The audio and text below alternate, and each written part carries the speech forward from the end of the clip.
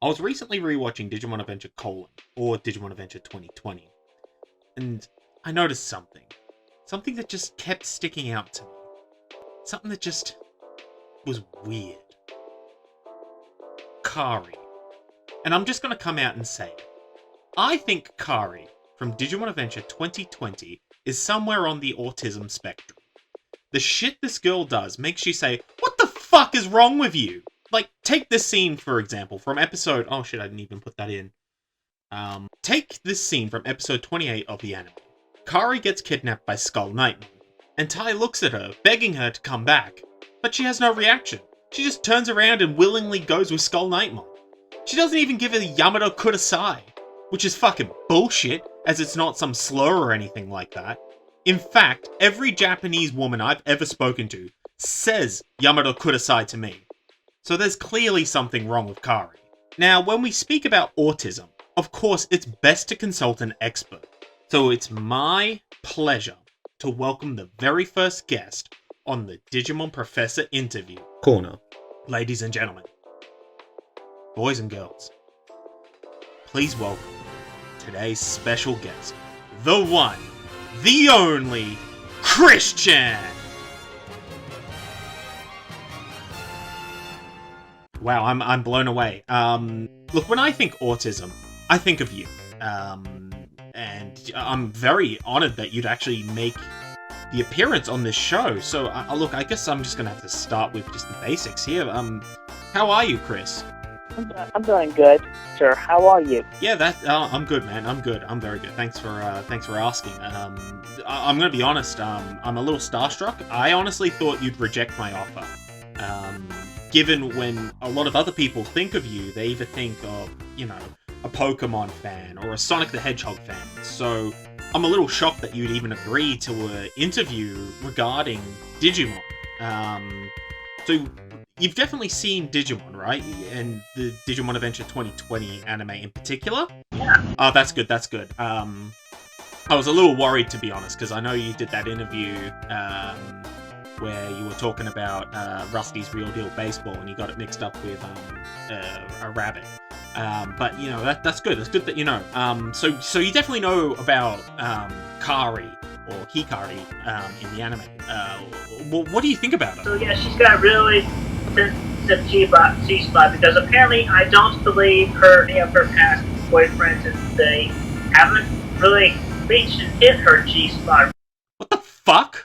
Chris, she's an 8-year-old girl! What the fuck is wrong with you? I thought you swung the other way, you disgusting degenerate! Needless to say, the interview went a little off track. So I'm going to rely on my other sources, such as the CDC and Autism Speaks. And one of the biggest red flags when dealing with someone on the autism spectrum is difficulty dealing with social interaction. In episode 25, Izzy and the gang are tasked with trying to stop some boats from crashing. So their Digimon need to go into their navigation system and clear it. This is when Kari just walks up and hangs around with the group, while they're all talking into a computer. She doesn't even question what the actual fuck is happening here. She just stands around and pretends like this is normal. That's one point to autism. Another red flag is limited eye contact. This is one factor that's going to be very hard to judge, given some of the questionable animation quality Toei has.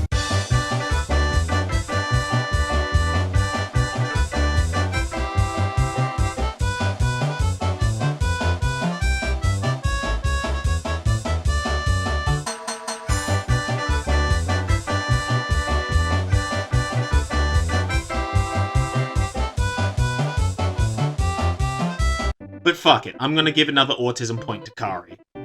The next red flag is difficulty with conversations. During the whole part where Kari's hanging out with Izzy and they're talking into their boat, she's just standing there going... And it's not like she's meeting a stranger. Izzy is in the same fucking building and is friends with Tai.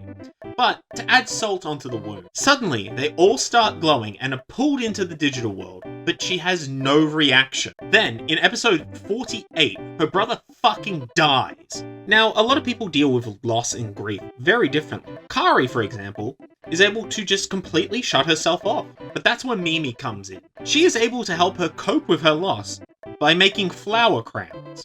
And by the end of it, she's completely gotten over the fact that her brother just blew himself up, like those people who attacked Paris back in 2015.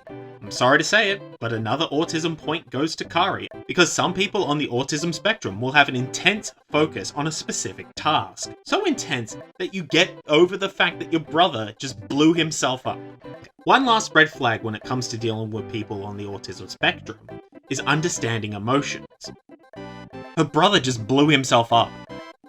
And to reuse another example from earlier in the video, back in episode 28 when she gets kidnapped, Tai is obviously concerned for her safety, and she doesn't even give him a fucking response. She just turns away and goes with Skull Knight. You know what, guys? I feel 100% confident in saying it. Kari, without a shadow of a doubt, has autism. I have AUT, ISM. I have AUT, ISM, autism. Don't be scared of me, don't be scared of me, 'cause we're the same, you and me.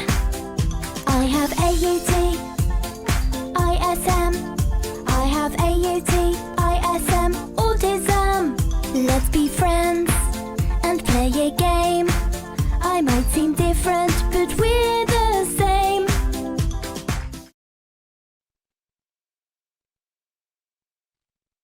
Like and subscribe and I will do a flip.